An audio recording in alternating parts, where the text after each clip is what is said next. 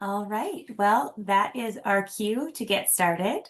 So again, I just want to say good morning and thank you so much to everybody for joining us today. From everybody on the team, we just really want to extend our gratitude. It's always a pleasure. As many of you already may know, David has more than 40 years of experience as a family therapist, workshop facilitator, lecturer, and advisor to leadership executives from all over the world. He's dedicated his life to helping leaders create more accountable and authentic organizations and is a best-selling author and respected thought leader in the leadership community. David is so passionate about helping people become the most authentic versions of themselves and seeing the world transform one authentic person at a time.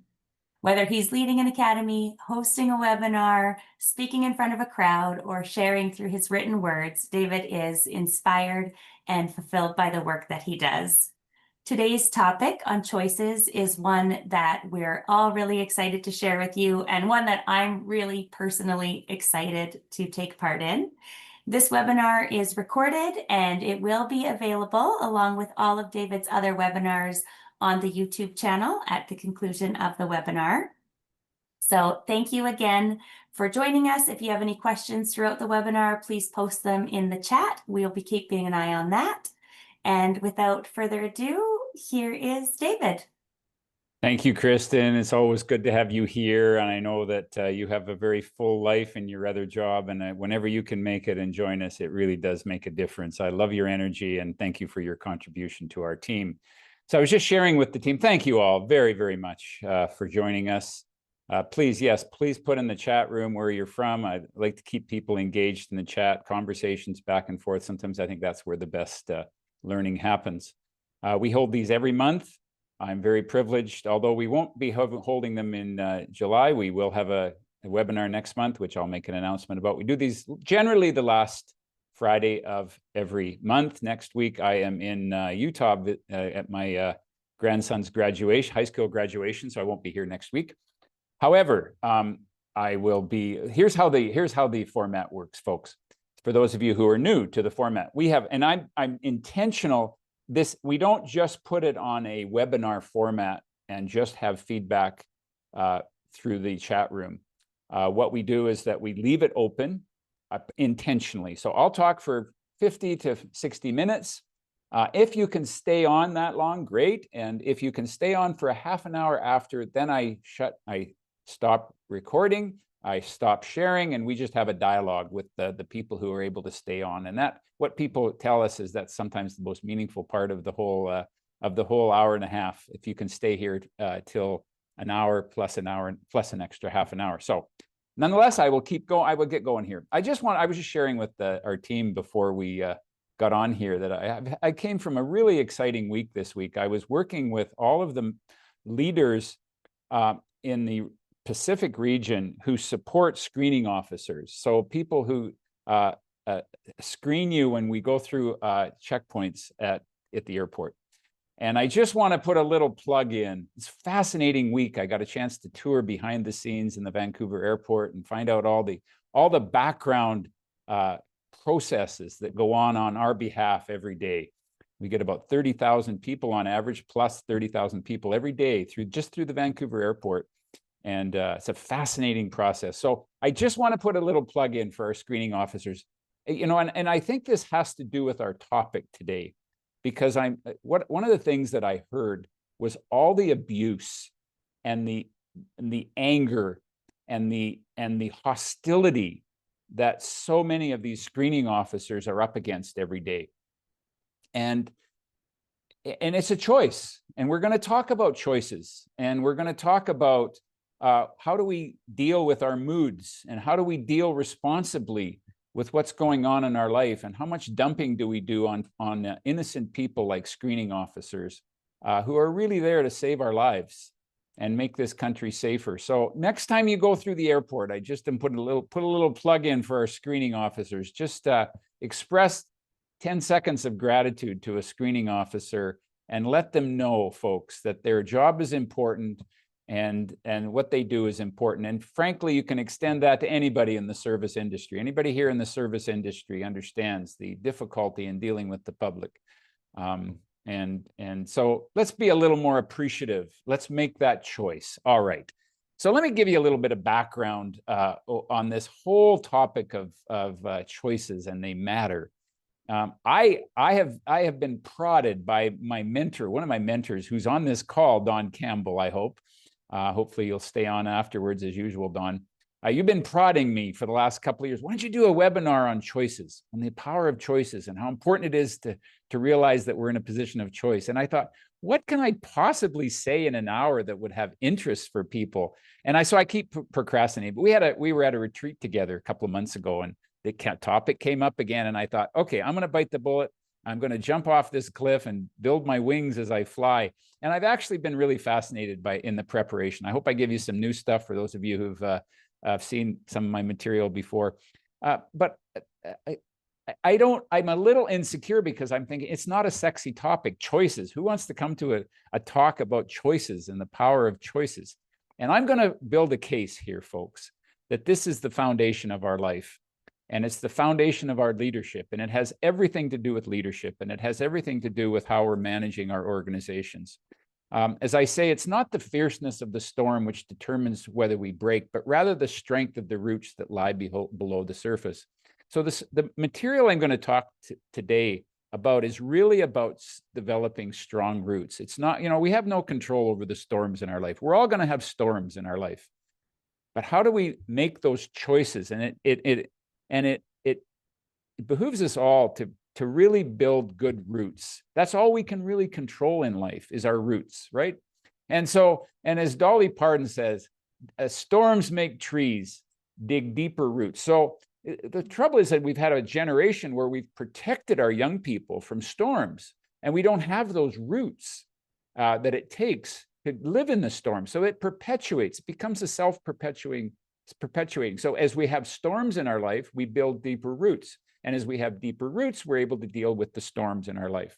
So it's something that I'm going to argue today and submit for at least for your consideration, that these are the roots that have everything to do with the foundation of everything that we do in life. Now, I'm going to share with you a very personal story about this. The whole notion of the power of choice happened in my life. I'm very emotionally connected to this work because I was going through 30 years ago a very severe mental health challenge. I was dealing with some very deep depression in my life. I was dealing with an addiction. I was dealing with very unmanageable life. My business was failing. My marriage was failing. It was impacting all of my relationships. My mood swings were up and down. My weight fluctuated, probably 60 pounds a year. My life was really a train wreck. And I made a decision that I'm not going to live like this anymore. I made one decision that has changed the entire trajectory of my life. And when I came into a recovery program, we use an analogy in the recovery program that we're all on the road when we come in here to the landfill site.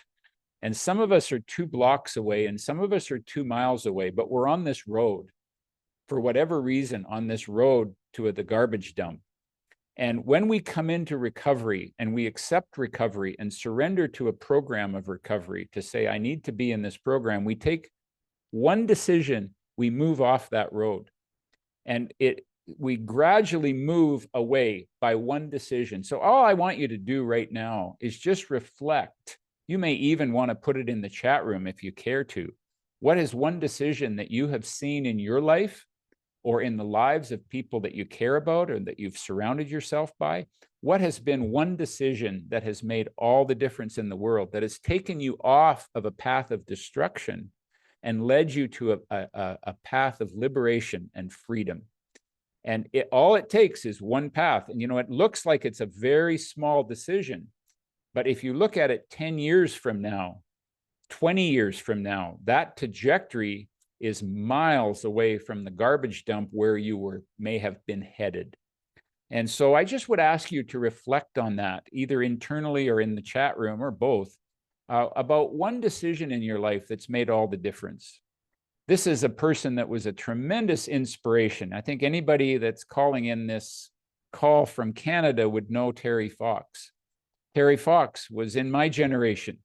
And as the story goes, he had cancer when he was 18. And he's lying in a children's ward with other cancer patients. And at 4 o'clock in the morning, he looks up at the ceiling and he looks around the room and he sees the suffering.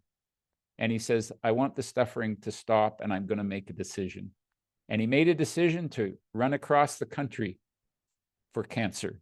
He'd never made it across the country. He died before he made it across, but he made it across the country. And he had a dream that he would perhaps raise a few $1,000s for cancer. And to this day, we have an annual run every year. And he's raised close to $1 billion, the Terry Fox Foundation for Cancer Research. One decision that made all the difference in the world. And I would just ask you, what decision have you made in your life, or have you seen made in your life, that's made all the difference in the world? One decision. I know of no more encouraging fact that the unquestionable ability of a person to elevate their life by conscious endeavor. And I'm going to underline there the word conscious. We're going to make decisions conscious today. We make decisions every day of our life, every single decision. When you drive up to a red light, will you stop or will you go? Our life is one series of decisions after another, and it becomes so second nature. I'm going to argue that it becomes unconscious. We're unconscious of the fact that we're choosing. And we're unconscious of the fact of the power of those choices. So if I can do anything today, what I'm going to be doing is that I'm going to be making the unconscious conscious. I am not here to say what are the right decisions and what are the wrong decisions in your life. That is not for me to decide. That's for you to decide according to your conscience. My job is to make those decisions conscious so that you can begin to say, oh, that's actually a choice that I'm making. I can't blame others. We live in a culture of blame and complaints. Every time you are complaining, you get an opportunity to realize that's actually a choice. And it's a choice that's protecting you from another choice. Complaining is a good defense. I'm getting ahead of myself. I'm going to pursue this more, but complaining and blaming are actually a protective mechanism they're a defense against the lack of courage to actually make a choice. Far easier, folks, to talk about people than to talk to people. And so instead of talking to people and being direct, what we do is that we talk around it and we talk about people to avoid and make somebody else wrong, instead of us having the courage to face our choices. And this is a choice. And all I'm going to be doing today is reminding you of the power of that choice and the fact that that choice, even though you don't acknowledge it as a choice, it is in fact a choice. So here's my little premise that I'm going to work from, is whenever we come up against a challenging situation, call it a challenging boss, a bureaucratic organization that we work in, a challenging relationship in our life, we come up against a crossroads. And every time we face a challenging situation, we have a choice. Whatever that challenge, however you define that challenge to be, we have a choice. And there's the two options are what we call determinism, which is actually a thing. It's a psychological approach to life. It was actually developed in Sigmund Freud's time, where it was a psychological approach. Or, and I made this word up, responsibilism. I actually Googled it after I made it up, and it has something to do, it is actually a word. It has something to do with libertarian government. I didn't really quite understand it when I Googled it this morning. I thought, here, I'm claiming to make this word up. Is it actually a word? Because I wouldn't want to be seen as saying that I'm making a word up when it actually exists already. But the context that you Google it for has nothing to do with the word that I made up. I'm just going to take that. I'm at the stage in my life when I can do things like that. I can make up words, and I'll take the liberty to do that. Anyway, so let me tell you the difference between determinism and responsibilism. Determinism is defined by the outcome of your life is determined by external causes beyond your control. Responsibilism is the outcome of your life is decided by your response to the external influences beyond your control. And this is what is why we call it responsibility, is because it's the ability to respond. And this is what we lack in many cases today, is that ability to respond, and it impacts our mental health. Without the ability to respond, it actually decreases your self-respect. So determinism, let me give you 3 types of determinism. Genetic determinism, which says that your grandparents did it to you. Psychic determinism, which, and I'm going to just give you a little bit of theory before we bring this into practical. Psychic determinism is your parents did it to you. Environmental determinism, someone or something in your environment is responsible for your situations, or the values of the culture determine your values. So we live in this culture that has a lot of values. Just scroll social media and you will find a set of values. What does it mean to be a successful person? What does it mean? I mean, I'm 69 years old. What does it mean to be a contributing, successful 69-year-old? The culture will give me lots of messages that affirm that. Now, are my values determined by the culture? Or does the culture determine my values? Or do I determine my values? Now, responsibilism looks like this. It's your responsibility to make the best of the hand that you've been dealt. It's not a denial of the fact that you've been dealt this hand. It's not a blame of yourself that you have somehow or other created this, but it's your responsibility to make the best of what you've been dealt. You're not the product of your upbringing. You're the product of the choices that you make in response to your upbringing. We do make meaning, and it's our responsibility of our experiences, and it's our opportunity and responsibility to respond differently. And then you can choose the values that are right for you in spite of what the culture says. This is responsibilityism. Now, in order to make that choice consciously, we have to discover what the purpose of our life is. I'm being a bit philosophical here, but I'm going to bring it back to the practical. So hang in there with me, have some patience. I appreciate you granting me some grace here. Knowing which one we're going to choose will depend on the purpose that we have defined for your life. Now, there's 2 ultimate purposes. Is your purpose to survive, or is your purpose to thrive? And this is a fundamental question to ask yourself in relation to choices. Am I here to survive, or am I here to thrive? If you want to survive, then you will make choices based on the pursuit of happiness. Happiness is not today, it's a goal. It's something that you will have in the future when you get what you want. And that's survival. Thriving says the experience of joy. First of all, it's not something you pursue, it's something you experience. And I want to talk for a second about the difference between happiness and joy. Happiness is an external emotion. It comes and it goes. Some days we're happy, some days we're not happy. Joy is something that's sustaining, and it brings you inner peace in the spite of some unhappiness in your life. The goal here for me is not the pursuit of happiness.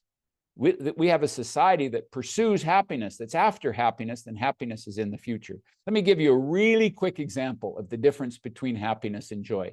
If you were to win I don't buy lottery tickets, frankly, but if you were to win the lottery, I think we could all agree that the moment you look at the number, that you have a winning number and that you've just received $20 million in a lottery win, I think that moment I would consider that to be happy. You're happy in that moment, no question. I think we can all agree that we'd all be happy if we were handed a check for $20 million. Joy is when you give that money away. When you put that money into a cause that makes a difference in the world that you believe in, a cause beyond yourself. I mean, sure, you can take a little bit, you can experience a little happy, go on a nice holiday, buy yourself something nice, pay off your mortgage. Sure, it's going to make you happy. what happiness is, what it gives you, and what we know from research is that the vast majority of people who win the lottery are in the same financial situation that they are within 5 years or less. And I have a theory. I have a theory that the more unhappy you are, actually, the less joy you have. I'll say it this way: the less joy you have in your life, the more apt you are to want to think that by buying a lottery ticket, it's going to change your life. People who would say, oh yeah, you can give me a lottery ticket, but my life isn't going to change very much. Those are people who are experiencing true joy, because they recognize that it doesn't come from outside yourself.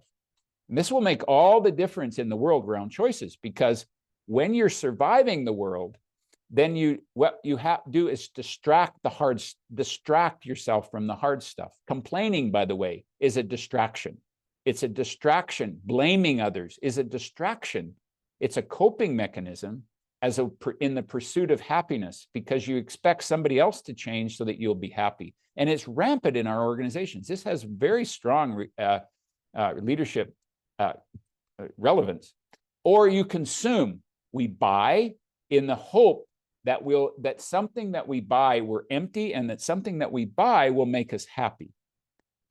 On the other hand, we deepen. If you want to thrive, it's a paradox, but you embrace the hard stuff. You lean into the grief.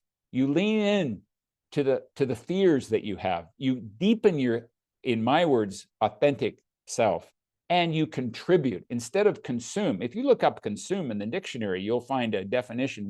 It's using up and taking as opposed to giving. It's what we give that brings us joy. And now I want to distinguish between pleasing and giving. Pleasing says, I'm not happy, and if I give to you, you'll give me something back, and that my giving to you, my pleasing you will make me happy, or will make you happy, and then you'll make me happy. Contributing says, I give freely, unconditionally. I give of myself, and it comes from overflow, not emptiness. Protect yourself. You protect yourself from things that happen to you. So whatever happens to you, you want to protect yourself from the pain of those things rather than facing reality. Everything that happens to you is happening for you. And it's a very different approach to your life. And it is what results in the experience of joy. So let me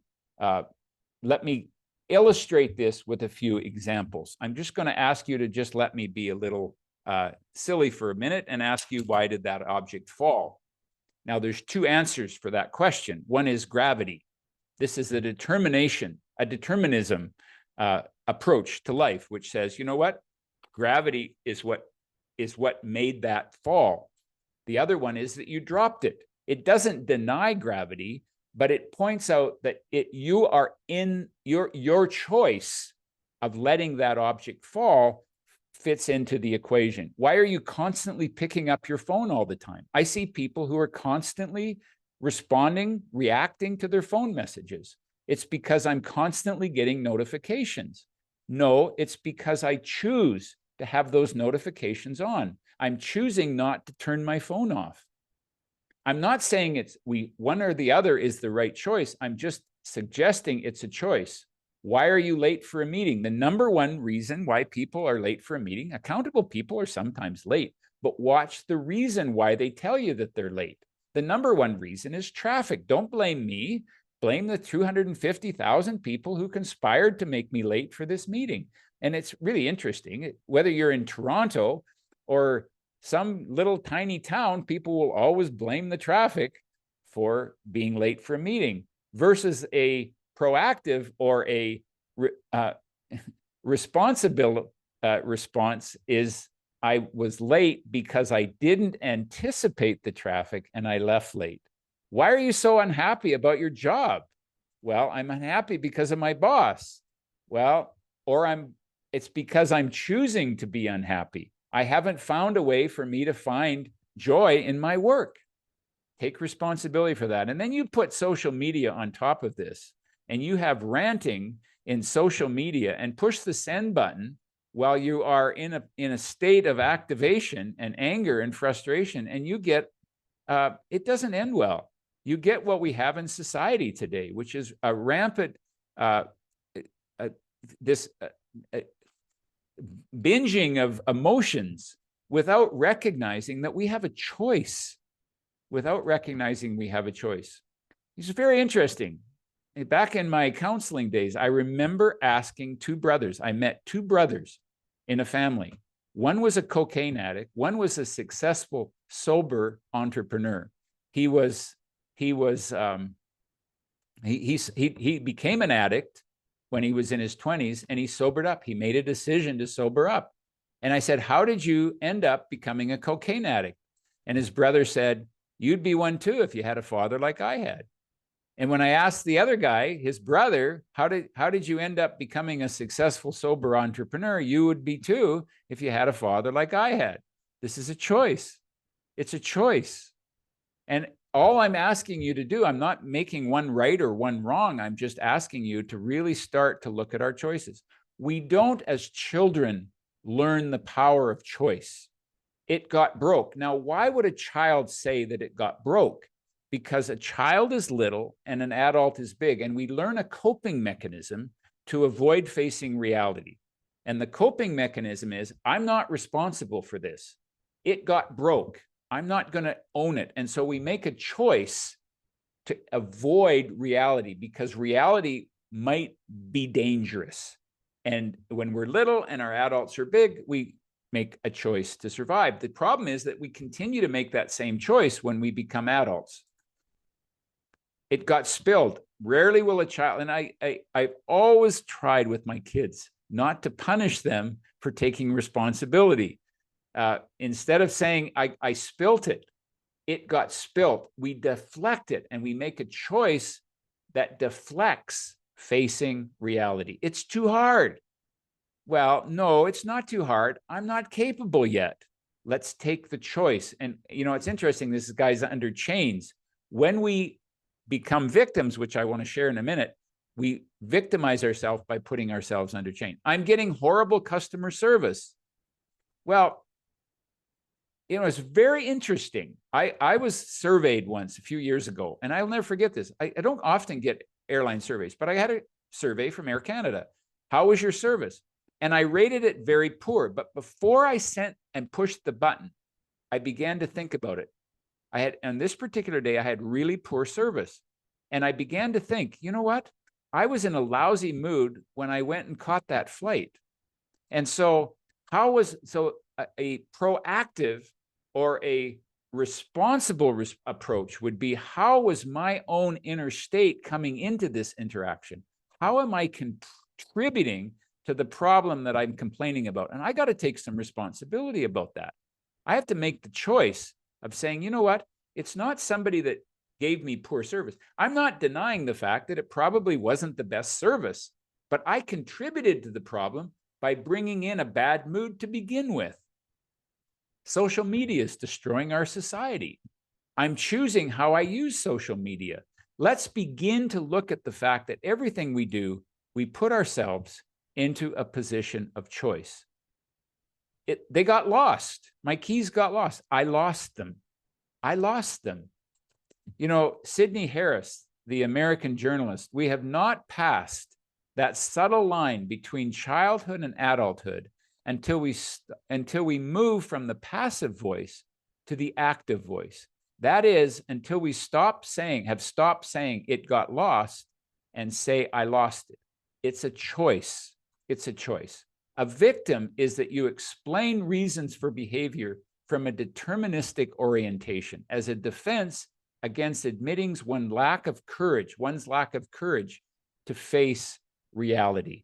This is about learning how to face reality. And when we choose reality, we have a very different outcome, which liberates us rather than binds us and imprisons us.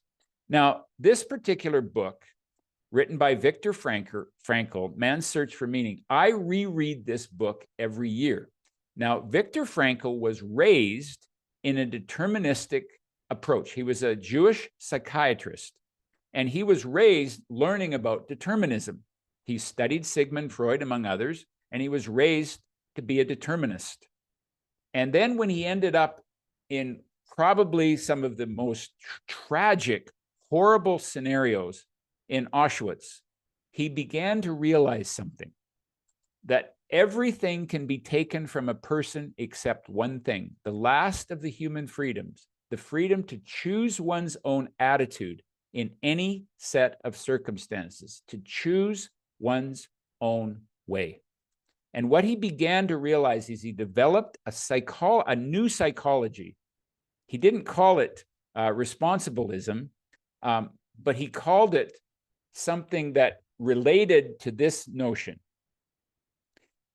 He talked about meaning. And what he realized is that there's a stimulus and a response, a stimulus and a reaction. And we all have probably studied Pavlov, which is a canine mentality that when you hold out the meat, you get a reaction of salivation from the dog. And if you ring a bell at the same time that you hold out the meat, all you have to do is train the dog that when you ring the bell, you'll get salivation. It's a stimulus response. But humans are rare because we have the ability to create a space between the stimulus and the response. And within that space, we can think, we can examine our beliefs, we can experience our emotions. You see, this isn't just positive thinking that you just suppress the fact that life can be difficult sometimes. No, it's embracing and leaning into those feelings, but we recognize that we have a space between what happens in our life, what happens to us, and what happens for us about how we respond, the meaning that we make out of that experience, and the choices that we have. You see, in the stimulus response model, your experience equals your outcome. In the proactive response, E plus your response equals your outcome. And the main thing here is your response and choosing the response that you have. So deterministic language, here's what it looks like. There's nothing I can do versus what are my options? It's just the way that I am. That's the way I've been up until now. He makes me. You hear this all the time. He makes me angry. He makes me so frustrated. He makes me this. I am in charge of my response. So nobody can make you do anything. She drives me crazy. Now, why do we say that? We hear this all the time. My boss is driving me crazy. I choose to let go of trying to change her. There's two reasons why people drive you crazy. Number one is that you try to change them. You try to change a person, and anybody that has been around a relationship longer than a day understands that there's two things you can't do in life, and that is change another one. Well, one thing you can't do, you can't change another person, but they'll drive you crazy if you try to change something that's unchangeable. That will drive you crazy. Or you make them wrong. If you make somebody else wrong, she's the one who's driving me crazy. It's a coping mechanism, a protection against the personal responsibility of the choices that you can make in response to her behavior. And so it's a protective mechanism to blame somebody else as opposed to looking at ourselves. They won't allow that. I can present it in a new way. That's the way it's always been done around here. That's the way it's always been done up in the past. I would rather be, have you ever seen one of those bumper stickers when the guy says, I'd rather be fishing? Folks, you wouldn't rather be fishing. If you'd rather be fishing, you would be fishing. Don't be dishonest about it. I'm choosing to be here. When I retire, and this is a big one, I will be happy when, and this is this deterministic view that says in the future, I'm going to pursue happiness. Somewhere in the future, I will be happy. And I'll be happy when, you know, I have to share with you, when my brother passed away, I looked after him for, many of you know this, I've looked after my brother for 3.5 years while he was dying of cancer. Well, he had a bucket list, and he had 60 things that he was going to do on his bucket list when he retired. Well, the year he retired, he didn't get to any of them. He got diagnosed with cancer. So my point is, if you have a bucket list, live them now. But your life will be what you choose to make it now. You won't be any happier in the future. And I'm not sure I'm teaching you anything by going through this. I'm feeling a little self-conscious because I'm thinking this is just stuff that we all know, but we need to be reminded of. I can't. I'm not able to yet. I have to. You know, it's really interesting. When I was coaching over the years, I've worked with kids who come into my office, and it's very, very common for adolescents. In fact, years ago I worked in the I worked in the juvenile system where kids were referred for counseling rather than going to what they called juvie in those days, which is a juvenile detention center. And kids would come in with their arms closed, 15-year-olds, and I'd say, "You don't look very happy about being here." "No, I have to be here." And I said, "What do you mean you have to be here?" To somebody, I didn't see anybody putting a gun to your head, walking in here, making you be here. He says, "No." I says, what would have happened if you weren't here? Well, what would have been the consequence of that choice? And what kids would say, "Well, I'd have to go to jail. I'd have to go to juvie." And I said, "So you made the choice to be here. So you didn't go to have to do time. Thank you for making that choice. I appreciate it." So part of what our language, just watch our language. Watch the way that we disempower ourselves through our language. Eleanor Roosevelt said this: "No one can make you feel inferior without your consent." Gandhi said it this way: "They cannot take away our self-respect if we do not give it to them." Okay, choices. We institutionally deny the fact that each of us, through our perceptions and our choices, is actually creating the culture and the leadership that we so enjoy complaining about. Deciding that I have created the world around me, and therefore I am the one to step into healing it, is the ultimate act of accountability. The proactive approach says, what are you doing to contribute to the problem that you're complaining about? Okay? Now, when you see my change graph, those of you who've been through many of my leadership programs understand that I show this graph. The turning point in this decision. So basically, we're attached to the familiar, then we get a foreign element, a job loss, a layoff, a change in structure in the organization. Our organization goes into chaos. We experience a challenging difficulty, a loss in our life. We go through chaos. We go through the experience of loss. And then we reflect, and then the key turning point is, will you turn your difficult, challenging circumstances into new possibilities? It has to do with the decision. And I really stress really carefully to take an inventory. What is the decision that I need to make in order to turn this corner? So while we're in chaos, you go through grief and loss and sadness and fear and betrayal, confusion. These are some of the emotions that you go through when you go through a loss. And this is not to deny that. This is not to skip over that and bridge over that and deny that through positive thinking. But you make a choice about whether you embrace those and feel them and lean into them, or whether you avoid that because you're striving, as we said in determinism, for happiness.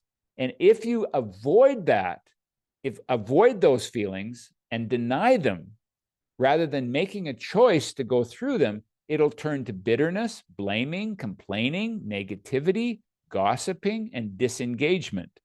And when we go into those feelings in response to a foreign element, maybe that foreign element is a difficult boss. Maybe that foreign element is a difficult colleague.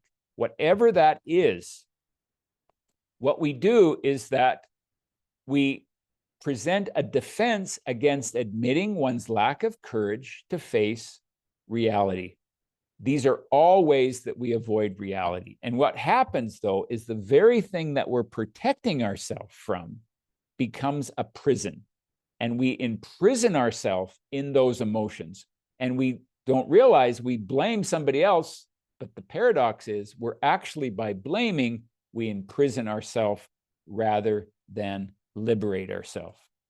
And so what we can do instead is to make small decisions that will turn this trajectory to a whole different level. Change your story. What does that mean? We all hang on to narratives in our life. We all hang on to the way things have always been, and we reinforce our lack of courage by having a story that keeps us stuck in our current pattern. We can let go of blame and fear and resentment. There's a simple decision. Let go and turn your life into something. Change your attitude. You can actually simply change your attitude. You can change your perspective from being enraged to being engaged. You can change your job to say, you know what, this is really not the right job for me, and I'm going to make a change. And I'm going to go through, and it's going to be uncomfortable, and that will be a new foreign element, which will create a new level of chaos, which I will face. You can change the way you're doing your job. Maybe I need to look differently. Maybe I need to be more giving. Maybe I need to be more supportive of people. Maybe I need to realize that just by giving more or changing my attitude is going to make a difference. Or you can reach out for help. Think about what major decisions that feel major. There might be small decisions that will change the trajectory of your life as you go through the chaos within your life, as you learn and contribute and enjoy your life. And when we begin to take responsibility for the different decisions in our life, as opposed to blaming others, what we do is that we learn from the experience and we say, what can I learn from this experience, rather than how do I survive the experience? What can I give in this experience? And how can I find more joy along the way? And this is when we create a learning perspective and a contribution perspective rather than a consuming perspective and a blame perspective. This is the pathway to really a joy. Why don't they give us more direction? This box that we live in, you see these statements. Why don't they give us more direction or resources or effort? When will we get more information so we can make a decision? Why do they make it so difficult to do our job? When will they take care of the problem? Why is this happening to me? Why do we have to go through all this? Who dropped the ball? Why don't they communicate with us? We live in this victim box, right? What can I learn from this situation? How can I be more clear and proactive? What can I do today to solve the problem? How can I move the project forward? What action can I take to own the situation? How can I communicate better? How can I create a clear vision for myself and be more focused? How can I be of better service here? This is what liberates us out of that box of being a victim, okay? So think of a situation that is frustrating you right now. This is where we'll want to make this very practical. Think of a situation that's very frustrating, that's causing you some challenges, and just examine, where am I avoiding facing reality in this situation? Where am I, what am I choosing to do to keep me frustrated? A deterministic approach is this: what happened to you? Now, by the way, this can be used in how we coach others, but we can also use it in terms of coaching yourself. We often get people into the victim box through determinism by asking sometimes the wrong questions. What happened to you? Who wronged you? What should they do now? What should they do about it now? What have they done for you? And they reinforce, out of a need to feel liked, we reinforce a deterministic approach to life versus coaching people. And by the way, what are you left with when you use a deterministic point of view? You just have to complain. You're just left with more complaints and more frustration. And then you go to the next person, because you can't, if you complain to the same person for too long, they're going to get tired of it. So then you go to another person and complain. And it just perpetuates a coping mechanism instead of facing the reality of your life. Now, when you want to coach out of the victim box through using a proactive, responsible approach, what challenges did you face? What was your experience? What was that experience like for you? So you honor the experience of going through that chaos. How did you choose to respond? And you begin to recognize that your choices will be what will be the outcome. What was the outcome of those choices? How did you contribute to that outcome? What part did you play? This is not about blaming anybody for having the problems. It's about being personally responsible for guiding yourself out of that chaos? Could you have done something more effective? Can you improve the situation now? What, if any, actions can you take now? What did you learn that you could apply in the future? And these are coaching questions that you can ask another to help coach out of the victim box, or you can begin to look at within yourself to move you into a place of choice, which leads you to personal responsibility, which leads you to freedom and self-respect. And you'll treat the world a little bit better. So in conclusion, we're going to probably wrap up this discussion early. I hope that this has been valuable for you. But if we look at the responsible, proactive approach to life, whenever you're up against a situation, I like the serenity prayer. God, grant me the serenity to accept the things I cannot change, the courage to change the things I can, and the wisdom to know the difference. And basically what that implies is change the changeable, accept the unchangeable, and remove yourself from the unacceptable.